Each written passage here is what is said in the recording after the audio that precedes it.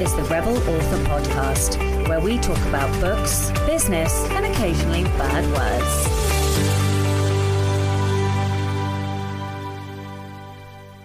Hello, Rebels, and welcome to episode 232 of the Rebel Author Podcast.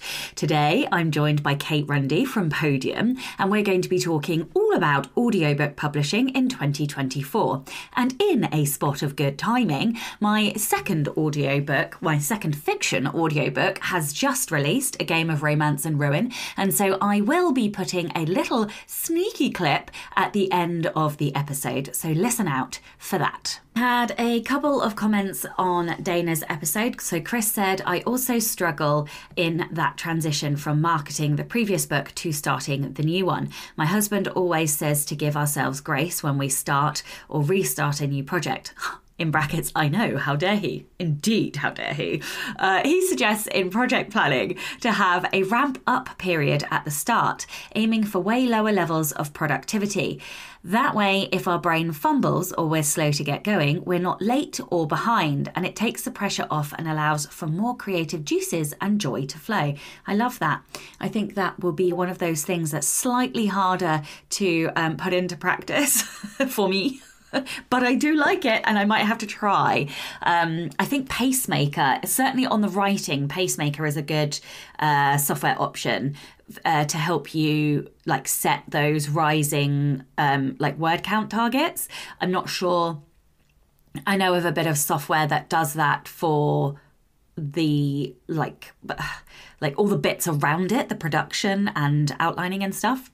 Okay, Carrie said, I love this episode. I'm putting my first queer relationship in the third book of my series, and this episode had some great tips as I don't have any experience with that. Also, for good measure, I got the audiobook of the first Girl Games. Oh, well, I hope you enjoy it. That is quite the experience for your first book. So in personal news and updates then, as this goes out, I will be packing my bag for Seville. I am off to 20 Books Seville on next week, and then I come back from 20 Books Seville on Saturday the 9th of March, and then it's my birthday on the 10th, and then I'm in London the 11th, 12th and 13th of March for London Book Fair. So I'm on an Amazon panel. I'm speaking at another, I think, the Writers' Summit. And then I am spending the 12th in London with my wife for a little birthday treat day. And then I've got various dinners, meeting my agent, various things like that. So it's going to be absolutely crazy for the next 10 days. And in between now and then, I need to do my Seville presentation. I've got to do all the ordering for Kickstarter because Kickstarter closes tomorrow as I record. So today is Wednesday, February the 28th, and the Kickstarter closes at 5 o'clock tomorrow. So I'm going to do the big bulk ordering tomorrow evening. I know I don't get the money in until the 14th, but and I know there'll be drop-offs, but I'm just going to do, a loose rough amount and make sure that I have more than enough for all of the bits that go inside the boxes. And then once all of that is finalised, what happens then? Oh, yeah. So I also need to finish writing the spicy bonus scenes. So that is this week. I need to narrate them. I'm going to try and do that before I go to Seville. I'd really like to. And this is all aside from the fact that I still haven't finished the outline for books 2 and 3, of which I need to write them basically before the end of May. So things are starting to feel a little tight again. I have had to say no to a number of things, a shocking number of things. And the reason I tell you it's shocking, so here's what I've actually had to do. So you guys all know my writing sprint partner, Cara, and I now send Cara all of the invitations that I get. And she is my barrier because I basically gave her a set of criteria and was like, look, unless it's this, this, this, and this, I can't do it because I want to write for the next 4 months and try and write 4 books in 4 months, essentially, or I should say 3 books and a novella. And I can't do that if I keep picking up speaking gigs and this gigs and that things and so on and so forth. So she is reminding me at every opportunity when I'm going, oh, but I would really like to. And she's like, no. And I have asked her to do this. So thank you so much, Cara, for keeping me on track, because it's actually been really enlightening going through this process. I have like no awareness of my excessive ability to say yes. And it's only in having somebody else tell me no, who I've given permission to say no, but telling me to say no is sort of reminding me how many times I say yes. And then I wonder why I don't have enough time to write. So this has been a really good process for me. It's not going to be no forever. It's just literally no until I'm back from New Zealand, because I really desperately want to get these books written so that I can have books in the bank. My goal for this year is basically to write 6 books, but only release 4. And so then I have 3 in the bank, because the one that I'm releasing today was written last year. So that should put me really like 6 months ahead for next year, which means that, you know, I can be a bit kinder to I can be kind to myself anyway, but, you know, I will find it easier to be kinder to myself if I need a day off or if I want to read for the afternoon. Because I already know that I have the books in the bank and I know that I've got a consistent publishing schedule. So this is essentially what I'm trying to do and why I've got this period of saying no. And I have to be honest, it's really hard for me. I am finding it really difficult. Like psychologically, there's a lot of fear around, well, if I say no, will I never get another opportunity again? But it's not true. And I know it's not true because more things keep coming through the door. And I am very clear when I say no as well, that it is only temporary. I don't think I've ever given myself that permission to prioritize the thing that I really want to do. I just like try and please everybody all of the time. And that's a horrible pill to swallow when I also love being a rebel. You know, I try and please everybody, but also try and break the rules at the same time. I'm a juxtaposition, okay? Anyway. So that is pretty much a summary of what I am up to. If you're going to Seville or you're going to be at London Book Fair, please do tell me. And I think that is it from me this week. Do listen out, because at the end of this episode, I'm including a clip from the new audiobook, A Game of Romance and Ruin, which has just released last week. So listen out for that. The Rebel of the Week this week is Don, and Don mentions 2 things. So Don says the headline on the CNN article that he sent in is British Zoo has new plan to rehabilitate potty-mouthed parrots, which is absolutely brilliant because I did see this article. I can't read it out for copyright reasons, but I'm going to link to it because it's absolutely fucking hilarious and very in keeping. Okay, so Don's Rebellion says, the story reminds me of a family story, and maybe this fits the rebellion. Our oldest son died 6 years ago at the age of 32. Oh.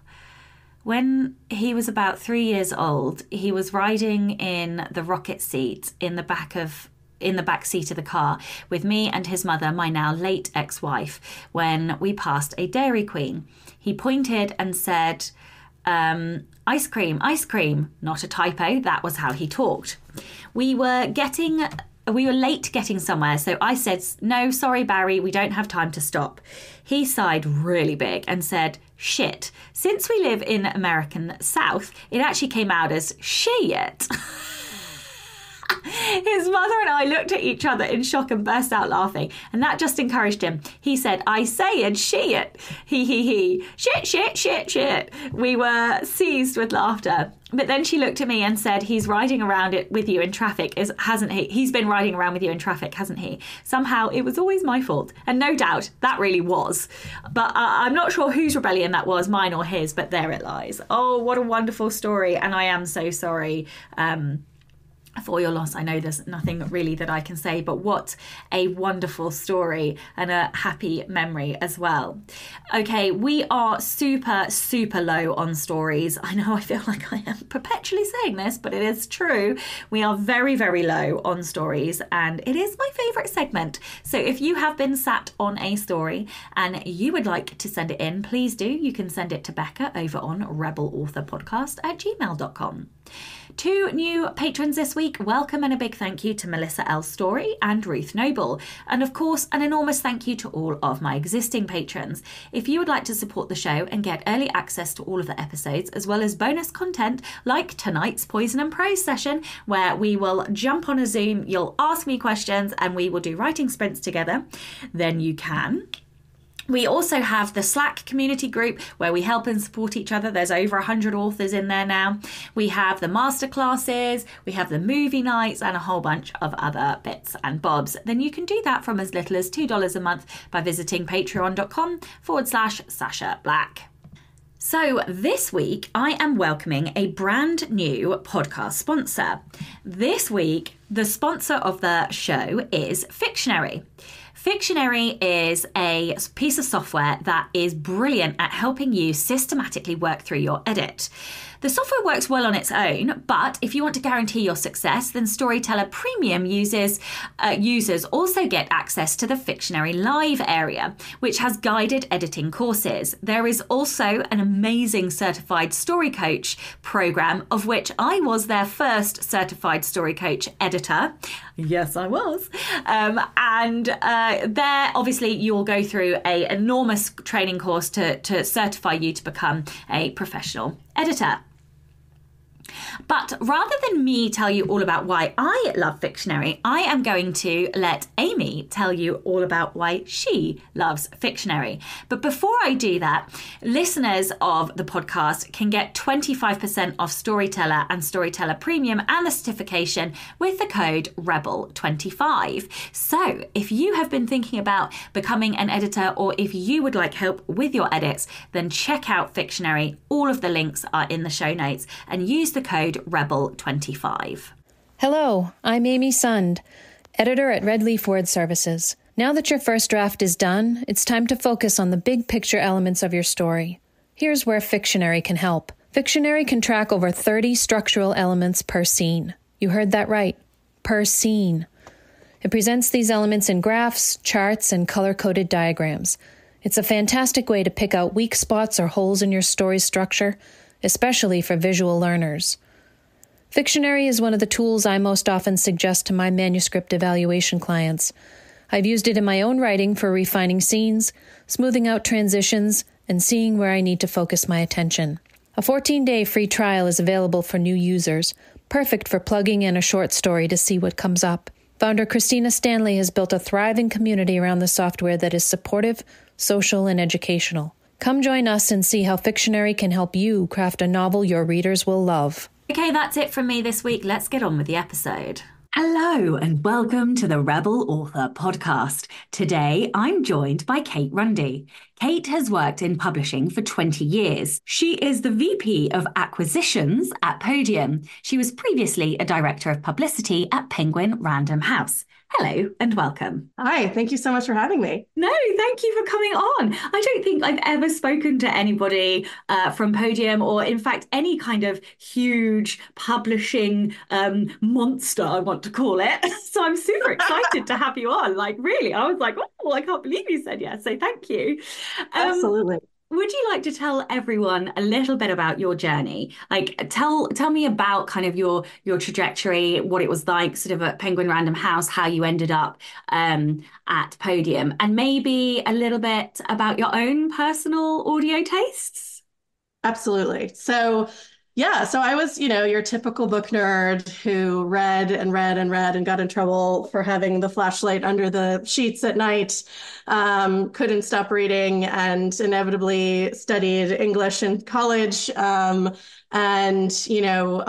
applied for internships in publishing and knew it was something I'd always been really passionate about, and ended up interning at Penguin Random House back when it was still just Random House, and ended up with an informational interview with my former boss who was on the publicity side. And he said, you're way too fun to be stuck in a back room. You need to come work in publicity. So that's what I did for 15 years. And I then worked on the media and events and campaigns for, huge Nobel, Pulitzer, National Book Award winners, celebrities, and then sort of set up, any of their general travel for their events, thought about how to reach the largest audiences for people.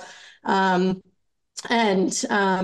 of really got a real education in how the sausage is made in very traditional publishing, the most traditional of traditional publishing. I was on the Knopf Doubleday side, where people still wear, tweed jackets with elbow patches and carry suitcases to work. So really, really got the most traditional of publishing background educations.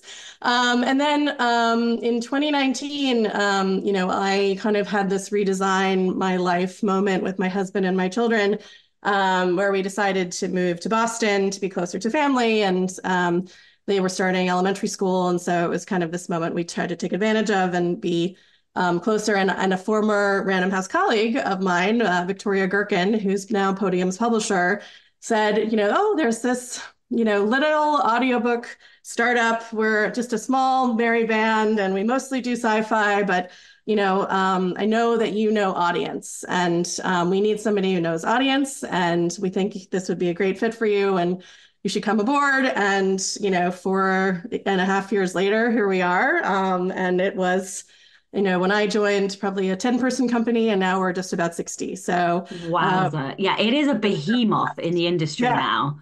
Yes, it was really quite tiny when I joined.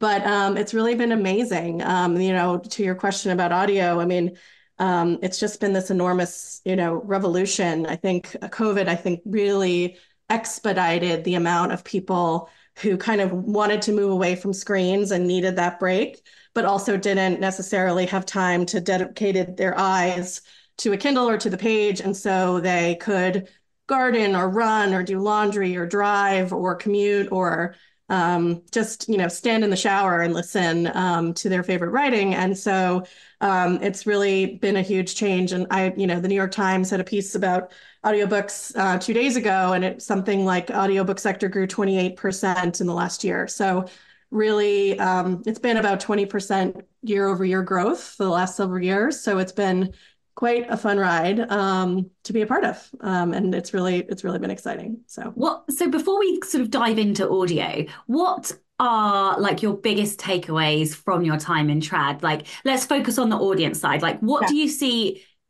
maybe indies not doing that trad did do that could be like a good, I don't know, anything about audience that you kind of took from trad? Yeah, I think honestly, now trad is honestly following indies. They are saying, what's happening on TikTok? This is exciting. And God, TikTok's changed my life. Yeah, I was at the Frankfurt Book Fair, in 2022, and I remember the head of PW Daily, which is Publishers Weekly's daily show paper that they give out to everyone, was, "What is romantasy?" It was, obviously. We have been in the space, indies have been in the space for years, but it was traditional publishing kind of waking up and saying, what is this happening over here? But yeah, I think trad does a lot of things really, really well, right? They do fabulous distribution. They work beautifully with independent brick and mortar stores.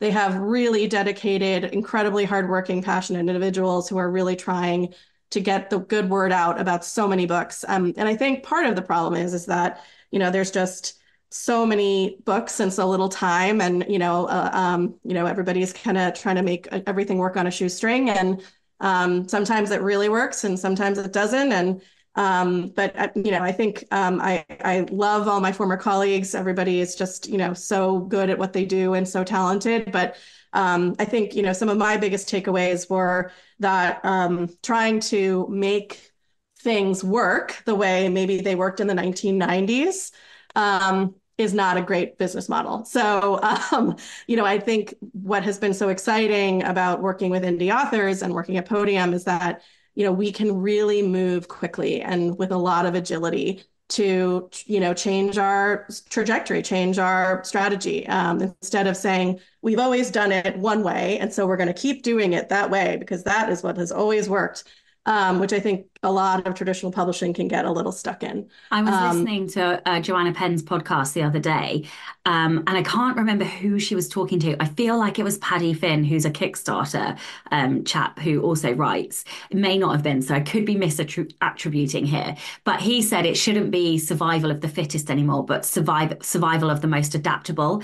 And I literally stopped dead what I was doing, and I was like, "Oh my God, that is fantastic!" And I think that never has a truism been said, especially for the indie sort of arena. I mean, that those who make it to the top are the ones who adapt. Yeah, absolutely. And I think one of the things I love most about the indie community, and I know something that you do, is that you use different pen names for different genres. And I think that a lot of traditional authors get really stuck because they say, this is my brand, this is my identity. I want to experiment in mystery, but I also write very literary novels. But then I also write nonfiction books about, whatever strikes my fancy. And then it really kind of convolutes in a lot of ways that kind of voracious reading audience, if they're only there for the mysteries, and then they're kind of like, oh, I don't really know, I don't like this nonfiction stuff. It kind of bifurcates the audience. Whereas if you say, I'm going to have this pen name for my mysteries, and this pen name for my spicy romance, and this pen name for my clean hockey romance, or whatever it is, I think not only does it help from an Amazon perspective with your algorithm and your also bots, but it also kind of keeps those particular audiences getting exactly what they're looking for. And I think that is hugely smart by the indie community. I mean, I've just been amazed at how really, like you said, adaptable, agile, and just flexible that they can be. And then they can say, I don't love this cover. I'm going to switch it out, and I'm going to not be married to it. Whereas in very traditional publishing, people, it's very hard to, especially with print, where they have a huge inventory, warehouse full of inventory with that one cover. It's really kind of hard to turn the oil tanker around and kind of change directions quickly. So, well, and talking of print, you look at audiobooks. Oh my goodness me, we don't even have physical audiobooks anymore. That's the strangest thing, So obviously Podium are working with me with the Ruby books, but actually they're just digital things. Yeah. And I mean, it's funny, we occasionally get the question of, well, what about physical CDs? And I always say, do you know anybody who has a physical CD player in their house, in their car? I don't. Exactly. What? I don't even think I have a CD player in the house. I had to buy a plug-in DVD player for my Mac Mini because I wanted to rewatch a film for research for a book. And I was like, what? Fuck, I literally got nothing to watch it on. So I had to purposefully buy this USB DVD drive. And I was like, what even is this one? My son, the other day we were talking about cassettes, and my son was like, what's a cassette? And I was like, oh my God. Stop it, go away. I got some mixtapes from the 90s to show. Do you remember when we used to actually make those for people? It was so romantic. Oh yeah, it was. It was the ultimate love gesture. It was so nice. Exactly. Yeah, it's so great. Okay. Well, so we have heard the wonderful news about audio growing year on year. I know that Jane Friedman reports that in the hot sheet. She often, has the stats and things, and it's in Publishers Weekly and, the bookseller and the like. But it's not at complete saturation yet. So for those people who maybe are sat on the fence, very, very bonded to physical books, perhaps, or maybe they're completely entrenched in ebooks now, why is audio important? Do you have any listening stats or anything exciting? Why should people try audio in 2024? Such a great question. I mean, honestly, for authors, if you are not publishing an audio, you are leaving money on the table. There are almost no authors I know who don't say, my fans have been harassing me. When is the audio coming? When is the audio coming? And a lot of true, devoted ebook readers love to use WhisperSync, but also love to sometimes just have own outright their audio edition so that they can take it with them in the car, take it with them when they go for a jog. And they just, especially because we work with some of the most absolutely talented voice actors in the world, who completely elevate the story and take it to a whole new place. There are so many examples of this, but I mean, it's really, it really kind of changes the consumer experience in terms of you can have one vision of it in your mind, and then you hand it over to a professional voice actor, and then suddenly it takes you to an entirely new place. And it's really exciting. And in terms of stats, I mean, I don't have exact stats of how many audiobook listeners there are in the world, but it's growing exponentially. And it's really been exciting too, because we're, moving international as well. We're working with a number of sub-agents, and we'll be selling rights for some of our titles at the London Book Fair. So the international markets are really waking up too very quickly to audio. It's obviously been huge in Germany and Poland thus far, but it's really blowing up in places like Brazil and Korea.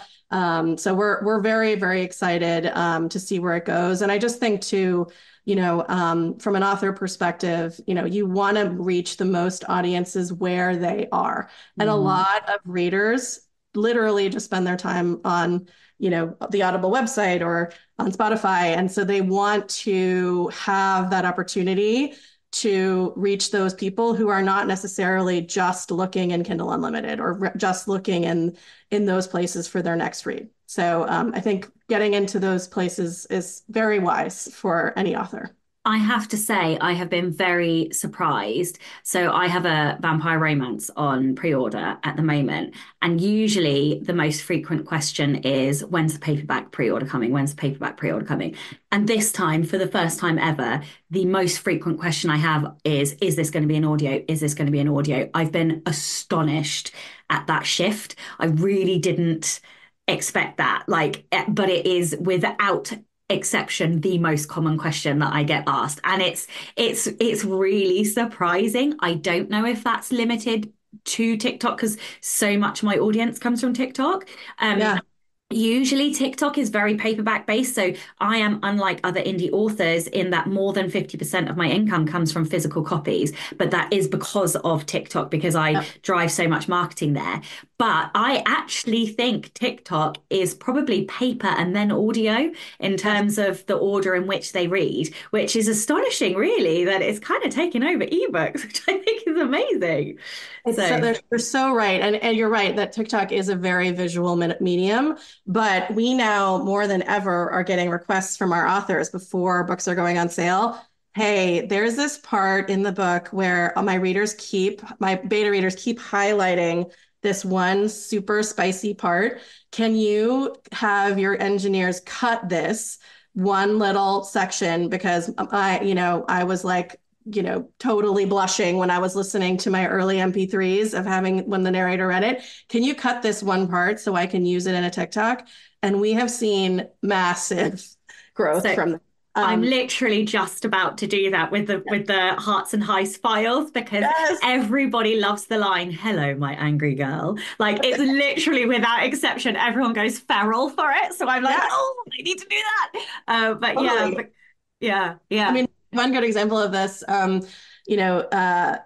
Kate Stewart, who's one of our romance authors that we work with, there was a line in one of her books from the Ravenhood series, it was like, we love rainy days, don't we, pup? And it was literally all over TikTok. So much so people were getting tattoos about it. People were like completely going nuts of just listening to this. And I mean, it was its own thing without any picture of a book at all. So I think people are kind of leaning into that and just kind of that, especially with that really spicy stuff, that has really been interesting to watch for sure. Number one, somebody having a tattoo of my words is like ultimate life goal. But number two, let's just talk about that. Why do you think that or like either the quote or the audio play is creating such like feral kind of intensity on these social medias? Like, what is it, do you think, that creates that kind of community or that reader ownership over words? Like, I don't know if you have any just blue sky thoughts about it. Yeah, I mean, I think the oral experience is so different than the visual experience, is so different than the self-visualization experience when you are reading a book, and it's like you can sort of get the characters in your head, and then when you see the movie adaptation, you're like, oh, now that actor is sort of, I see their face. But then when you hear the words, it activates, I think, a totally different part of your brain, because it kind of has to, you kind of then have to use all parts of it, right? You're saying like, okay, now I kind of see what they look like, or I kind of smell, or like the pause, the pregnant pauses, or the breathiness of this moment has like kind of just really heightened where that readership has gone. And I think that makes a huge difference. I mean, and that goes across genre, right? Because I think, reading it on the page and saying, he yelled, or she gasped, or he paused, like really great narrators know how to just build that drama, and it just kind of takes it to a totally new place. Yeah, it does. Like, I was listening yesterday to some of the new files, and one of the characters is super sarcastic, and the narrator just got it. And I was like, oh my God, this is amazing. So yeah, it really does elevate the story. And I think there's a closeness when it's in your ears and it's sort of feeding into your brain from your ear holes. There's like an intimacy that there isn't when you're reading it with your eyes. So yeah, I don't know. I love an audiobook. So I usually actually have an ebook, a paperback, and an audio on the go at the same time, and all three are different. Totally. I'm personally like, I tend to read genre fiction and nonfiction audio. And then there's like, if I'm really like a really heavy, big literary fiction, I kind of sometimes just need the paper to kind of be able to really flip back and forth and look at the family tree. Like if I'm reading, George R.R. Martin or something, and I need to like look at the maps, and I need, that's the kind of moment where I kind of still want that really paper experience. But yeah, I mean, I think especially for genre fiction, I just find it to work so well for audio, because it's just really propulsive. The plot drives it forward, and you just want to get sucked into the world. And it's a really great way. Like you said, you get your earphones on, and suddenly you're just, everything else is gone, and you're just in there. So it's a really great medium for that. Well, Podium is clearly cutting edge. So let's talk about the future, because you guys, are producing a phenomenal amount of audio at the moment. I'm on your newsletter, and I was literally jaw dropped at the number of authors you've taken on. And that's like every month as well, which is crazy. So you guys must have your fingers on the pulse of like what is selling, what is working. So like what genres or tropes or trends are you seeing, or do you think are kind of on the horizon for 2024 and beyond? Yeah, I mean, dark romance has just been unbelievably successful. Sports romance, hockey romance obviously continues. But we've seen like new sports. So we're expecting a lot of F1 romance this year. And we've seen like an uptick in some baseball, some hockey, some football, some basketball. But we also we love seeing really amazing body positivity romance. We've been seeing a lot of, biracial romance. We've been seeing just and tons and tons of LGBTQ plus romance, which has been so exciting. And we have, lots and lots of great authors who are now doing duet narration when the text calls for it. It's been very, very exciting to see that happen, because that's a totally different element. And, I would say too, what else? We've been seeing a lot of cozy fantasy, tons and tons and tons of cozy fantasy. That has really worked very well. Our roots are very much in sci-fi and fantasy. So, I think that has been, something that we've watched very, very closely. We also work very much in lit RPG, so lit role player game fiction. And that has been an enormous success story for us. Really, it's funny. It's like, the demographic is, just people who love great books, but also coders and truckers and people who want like long form, where they just want to like put their headphones on and get into the world and get in the zone. And they really, really have reacted well to it. And it's just really been, that's been exciting. I'm trying to think of other tropes. we're I seeing. have a question. So, Yeah. do you find that audiobook trends follow exactly like the ebook and paperback trends, or do you ever see audio trends that are different or perhaps not necessarily, slightly more niche outside of the normal air quote charts? Yeah, and that's really a great question. So, for example, here's a perfect example, Westerns.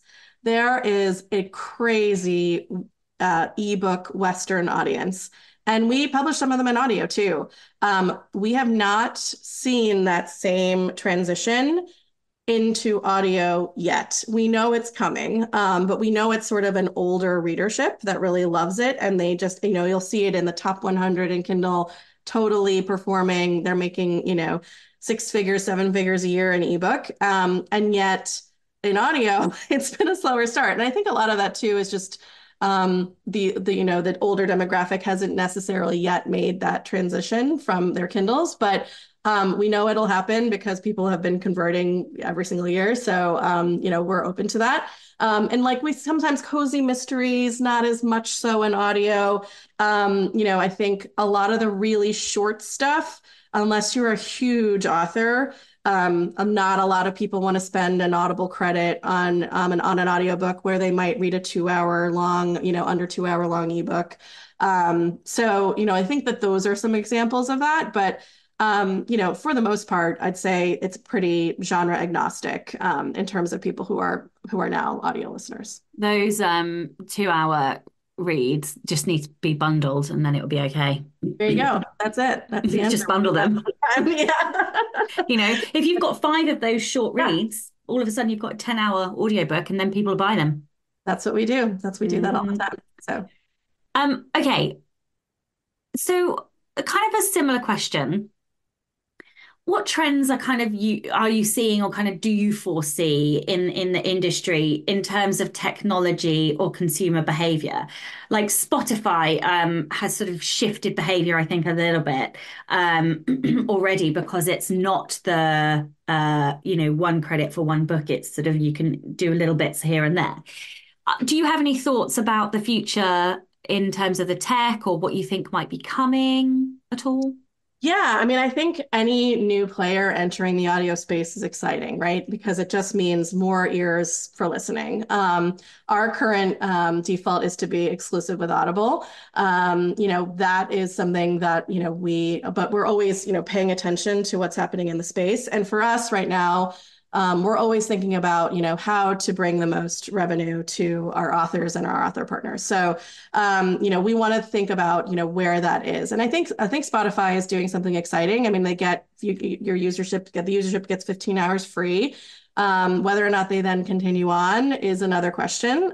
So I think it's definitely something we've been watching closely, but I think more than anything, it's just exciting for the industry that people are entering the space and that more people are kind of getting access and exposure to the medium where they might not have kind of committed to an Audible membership or done so before. But I think it was interesting. I think the Britney Spears memoir has been the most listened to on Spotify, which kind of makes sense, right? Because it's a real music listenership, and she's got millions of people who listen to her. So I think any way we can get people into accessing audiobooks is exciting. So that's something that we've been really closely paying attention to. And I think it just means, more listeners and more readers moving in that medium. So it's exciting for us. Okay, let's talk about Podium. Yeah. For indie authors who are listening, who may be slightly newer or don't necessarily know how these things work, how does Podium work with indie authors? Is there a way to pitch? Does it all go through agents? Do you guys pitch? Like, how does it work? And then sort of the part B to that is what are you looking for when deciding which authors to work with? Great questions. So it happens in a number of ways. The first is we are very outward looking and paying very close attention to what's happening in specific genres. So We also use some proprietary technology to help us, pay attention to what's going on as well. So we also are looking at what's happening in the marketplace and what's really taking off, whether it's because it's happening on TikTok or because somebody in your also bots is suddenly really performing. We also have a team who's very closely paying attention to Discord and Reddit and the author groups and Goodreads and kind of looking at that fan reaction so we can quickly go and talk to those people and tell them why they should have an audiobook. We also work with tons and tons of agents. And a lot of agents now are repping indie authors and for specific rights, not all rights. So some agents only represent their audio rights or their foreign rights, or some agents only represent their film rights or other different rights. Traditionally, some agents have said, I need to represent all your rights and you have to give me 15% of your ebooks. And indies now, I've seen more and more say, I'm going to handle my ebook, KU, thank you very much.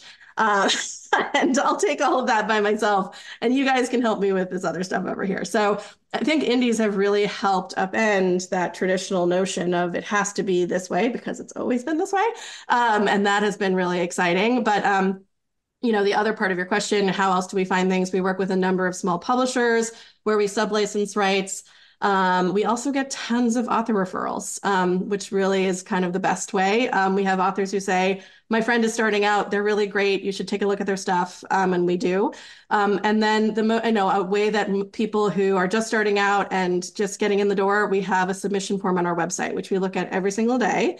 We also go to tons and tons of author conferences. So ApollyCon, 20 Books, which will now be Author Nation, Book Bonanza, Dragon Con, Thriller Fest, Readers Take Denver. So we're at a number of events as well.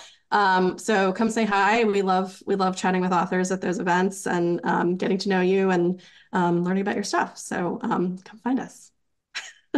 Amazing. Well, what do you wish that indie authors would do more of when it comes to marketing their audiobooks? Like, do you have any tips to help them market better? Well, I feel like it starts with your author page. Make sure you have an author bio. You don't need to use your headshot. You can use, a little, initials or something, but you should have an author bio.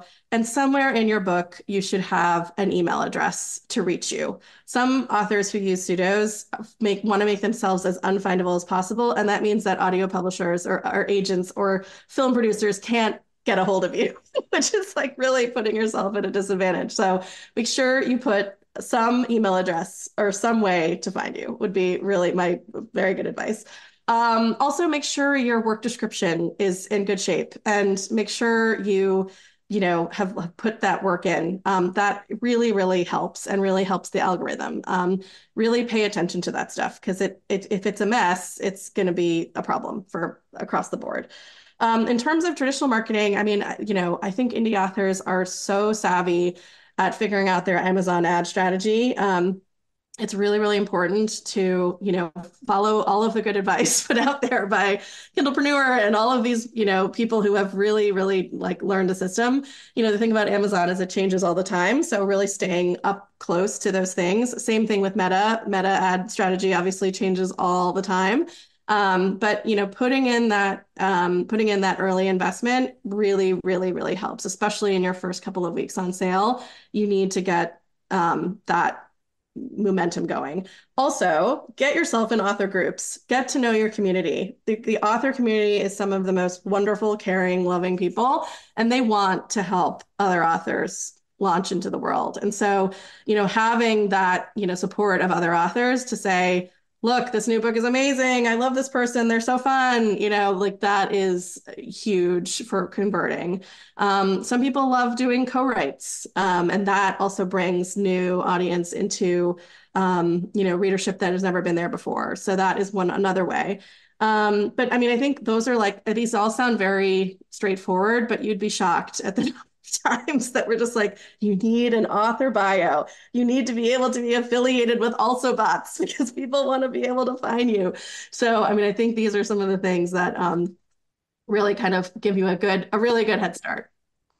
Well, let's talk about narrators Yeah. because picking narrators can be super tricky. Yes. Because, I mean, to put it bluntly, a narrator can make or break a book. So, do you have any like tips or tricks? How should all authors look for narrators? Where do they start?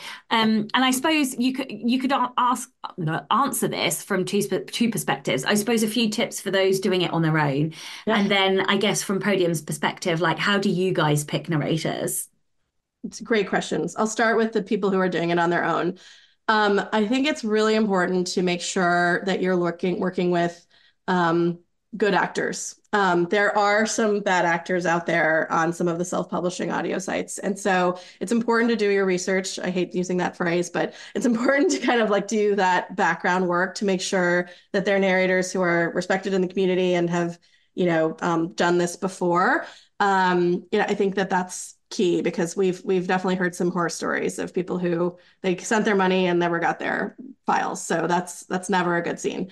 If you are finding somebody great, I would just be really, really particular about your pronunciations because what you hate is at the end of the day when your main character is pronounced, I don't know, Renee, and they pronounced it Rennie or something, and it ruins the entire book for you. That will just you as an author won't promote it in the same way. You'll feel it'll just be, this bad feeling about your baby that you've worked so hard on. So I think just being incredibly intentional about every single pronunciation, even if you think it's obvious, really, really thinking about that stuff.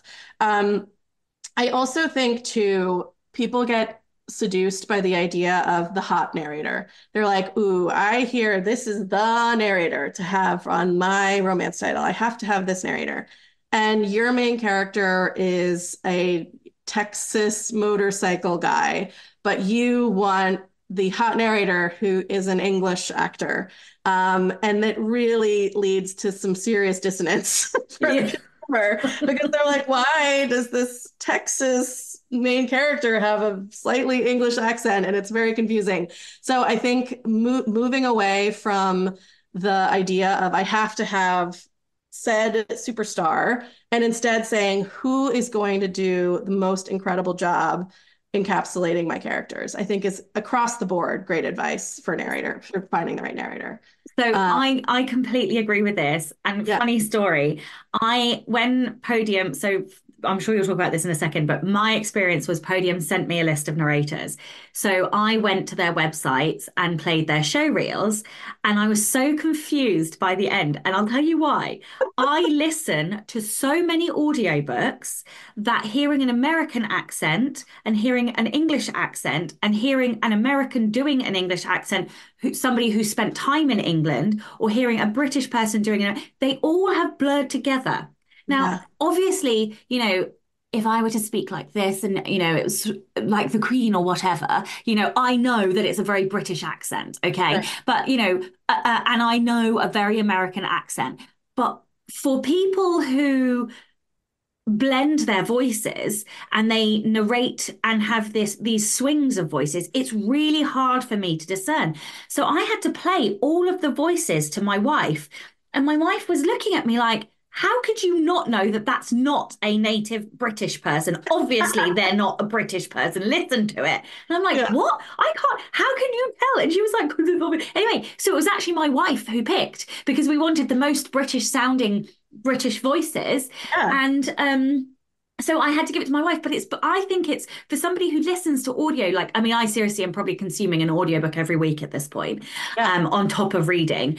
I can't tell anymore because I Wow. also listen at a higher speed. And so Yeah. there's like this really, but like you were saying, it's a real dissonance. And then when I heard the narration completed, I was like, oh my God, thank God my wife picked because they're so British, which is exactly what I wanted and exactly how I heard it in my head. I was like, thank God, because if it had have had that American twang, I've been gutted because it would have created that dissonance for me because I wrote it in British English as well. So yeah, I think you're so right and it is so important. But yeah, maybe from Podium's perspective. Yeah, I think for us, we send once we've signed a contract, very quickly afterwards, you're going to get sort of author notes collection. And some of our authors are like, I don't know, I trust you guys. I can't be bothered. I don't know. I'd really strongly recommend the most notes, every kind of note you can give us. Like, my main character is super moody, and I envision him as 6'2" with huge muscles and, really brooding face. And that all of that is super informative for us because what we do not want is super fans to say, oh my God, this character is so wrong. This is so wrong. This is not who I had in my head. And that's happened before. And we want to avoid that really whenever possible. So I always tell authors, give us more notes than you think is humanly acceptable. Because the more information we have and the more of that world that we can, get from your perspective, you're the expert on the world. Even if we read every single page 100 times, we still might not get that same background information about this character that isn't explicit on the page. So I think that is really important. Pronunciations is so important, like I said.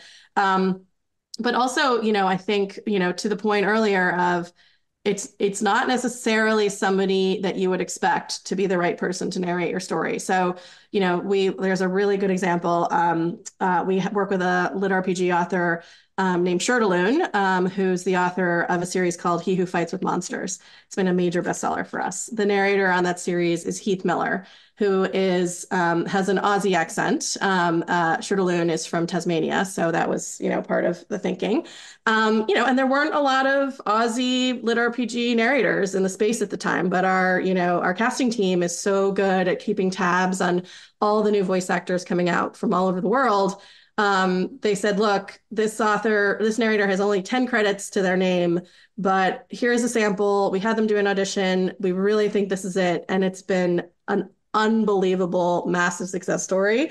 So I think just having that trust that, once we can really say, here are the reasons why, and here we think we really think this is the person for the job, I think is really important because, casting teams are really unbelievable professionals who kind of do this day in, day out and have that knowledge base to really get the great consumer experience, which is really what we're going for in the end. We want those 5-star reviews and for the listenership to be like, oh my God, you nailed it. This is it. This is so amazing. I love this. That's really what we're going for. So and sort of on the thread of success stories, do you have some success stories you can talk about, maybe particularly of self-published authors that you've perhaps worked with? And maybe what made those particular audiobooks so successful? Like, was it the marketing? Was it the narrators? Was it a mix of all of it? What can you? Yeah, I mean, there's so many. So many of our authors are self-published. I mean, I'd still say the vast majority of them are. And so, I think, gosh, I'm trying to think. Stacey Reynolds is one, the O'Brien Tales. It's about an Irish, multi-generational saga.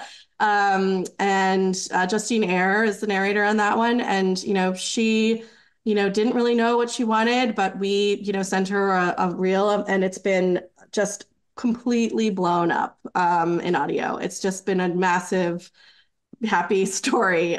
We could go on and on. We work with Hope Holloway, who's in sort of the, Floridian late in life romance category. And she totally self-published, and she has found, so much happiness with her narrator, has written testimonials and told other authors to come publish with us because we really worked with her to find the right person. But yeah, I mean, I could go on for days. But really, I mean, we want to work with people. We want to work with narrators, and we want to pair them with authors that it's just going to elevate the work. It's gonna take the written word to a different place. And so, like I said, the more upfront notes you can give, the happier everyone will be. So, yeah, it always makes everybody feel really great when we get those notes back after the MP3s come and they're like,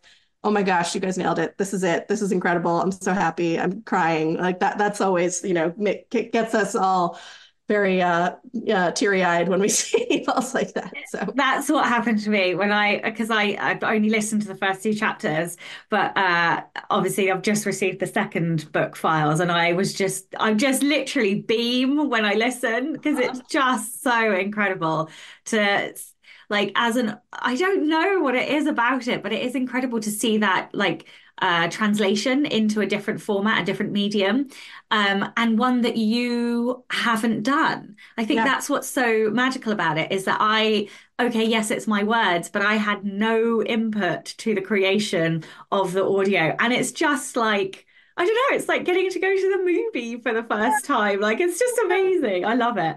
Oh, so Um, good. okay, what exciting things can we expect to see from Podium in the next 18 months? Great question.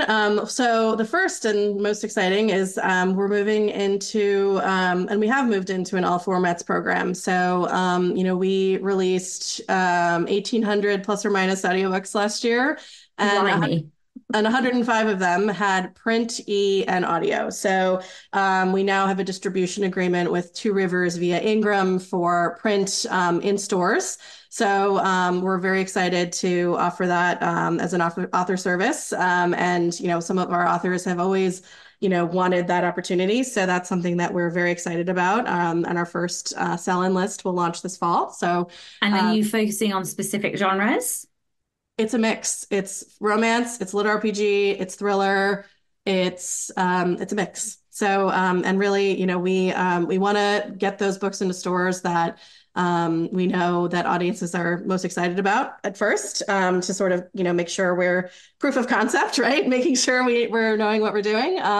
But yeah, we're very, very excited. And so that has been a big move for us. And then moving into foreign markets has been another thing that we're very, very excited about. There's just an entire world out there who loves this kind of content and wants, to hear it in their own language. So, and we do sell internationally in English quite successfully, but we want to make sure that, we're exploring those opportunities for those specific authors. So that's been really exciting. Other things, like I said, I think some of the things that we think about the most is, every quarter we kind of do debriefs about various initiatives that we've been doing and saying, this is working, this isn't working. So, I think taking our learnings from 2023 and applying them and saying, this is the stuff that has been working on the marketing front. This is the stuff that's been working from a production standpoint. So, that and just, I was telling you at the front, we just came from an all hands on site. So I think our team is all jazzed up and ready to go for this year. With new initiatives in front of us. So we're very excited. Amazing. Well, thank you for your time today. This is the Rebel Author Podcast. So tell everyone about a time you unleashed your inner rebel. Well, I was thinking about this one because I've always been a consummate rule follower. But I would say when I met my husband, he has tattoos and was riding a motorcycle and a big beard and a former professional snowboarder. And my friends were like, what is happening? But I think, he's really a domesticated suburban dad at these days. But I think that scratches my rebel itch is that I've got this slightly rebellious husband who helps keep me down on earth when I get my type A stuff keeps coming out. It helps me come back down to earth. So. Oh, I love it. Well, tell everyone where they can find out more about Podium and anything else you'd like to add. Yeah, so check us out on podiumaudio.com. We're on socials, TikTok, Instagram, Facebook, and X. And sign up for our newsletter. We send out really fun newsletters and have lots of online author events and are at conferences all around the US. So please come check us out. Thank you. Thank you for talking to me today. Absolutely. It's such a pleasure. And of course, a giant thank you to all of the show's listeners and all of the show's patrons. If you would like to get early access to all of the episodes, you can do so by visiting patreon.com/Sasha Black. I'm Sasha Black. You are listening to Kate Runde, and this was the Rebel Author Podcast. Next week, I'm going to be joined by Claire Taylor, talking all about the Enneagram and motivations and blockers. But first, I did promise you a little sneak peek at Book 2, my Game of Romance and Ruin audiobook. So stay tuned and listen for that, and I will see you next week.